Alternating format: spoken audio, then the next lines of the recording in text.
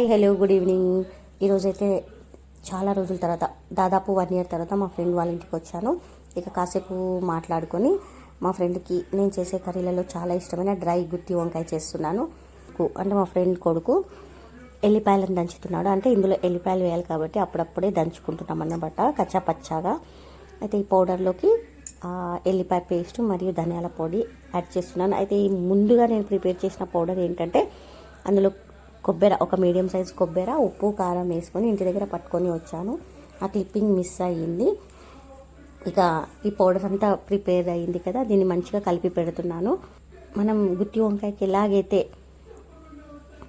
వంకాయలను కోసుకుంటామో అదేవిధంగా వంకాయలను కట్ చేసుకున్నాను. చూడండి, ఈ పౌడర్ని స్టఫ్ చేసుకోవాలి. ఈ విధంగా అన్ని వంకాయలకు స్టఫ్ చేసుకున్నాక ఒక మందపాటి గిన్నె పెట్టుకోవాలి. ఎందుకంటే ఇది ఫ్రై కాబట్టి మందపాటి గిన్నె పెట్టుకోవాలి. ఇక ఒక 3 spoons ఆయిల్ వేసాను. ఫ్రై కాబట్టి ఆయిల్ ఉంటేనే చాలా మంచిగా అవుతుంది, చాలా మంచిగా వేగుతుంది అన్నమాట. ఇక ఆయిల్ వేడెక్కిందా లేదా చెక్ చేసుకొని మనం స్టఫ్ చేసుకున్న వంకాయలని డీప్ ఫ్రై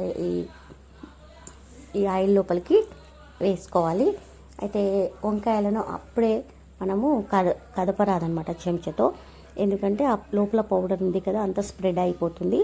కొంచెం ఒక 3 minutes ఆగాక రెండో వైపుకి టర్న్ చేసుకోవాలి.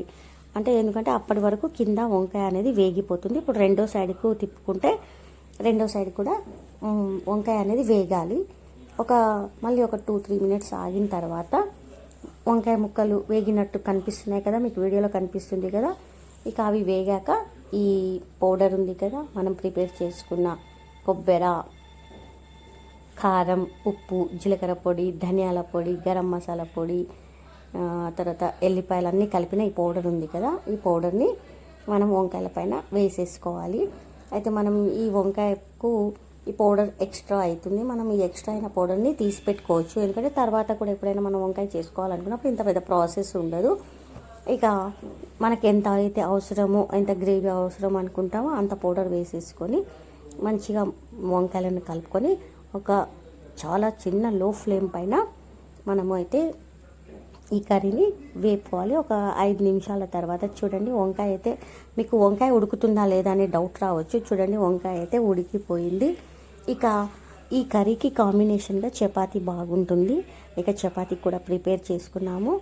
ఇక చపాతీకి ఈ కర్రీ అయితే చాలా బాగుంది. చూడండి, నేను టేస్ట్ చేస్తున్నాను. చాలా సూపర్ అంటే సూపర్ టేస్ట్ అయ్యింది. మనం స్ట్రెస్ని తీసేసుకోవాలంటే అప్పుడప్పుడు ఇలా ఫ్రెండ్స్ ఇంటికి రావడం వల్ల మనం కొంచెం రిలీఫ్ అవుతుంటాము. మీరు కూడా అలాగే ఫీల్ అవుతుంటారా? మీరు మీ ఫ్రెండ్ ఈ కర్రీ ఎలా ఉందో మీకు నచ్చితే లైక్ చేయండి. ఈ కర్రీ అనేది మనకు 2-3 days వరకు కూడా చాలా బాగుంటుంది. ఎక్కడైనా ప్రయాణాలకు వెళ్ళినప్పుడు ఈ కర్రీని తీసుకెళ్ళొచ్చు. ఎందుకంటే ఇందులో అసలు వాటర్ అనేది యాడ్ చేయలేం కాబట్టి చాలా మంచిగా ఉంటుంది. ఒకసారి ట్రై చేయండి. ఓకేనండి, బాయ్ బాయ్.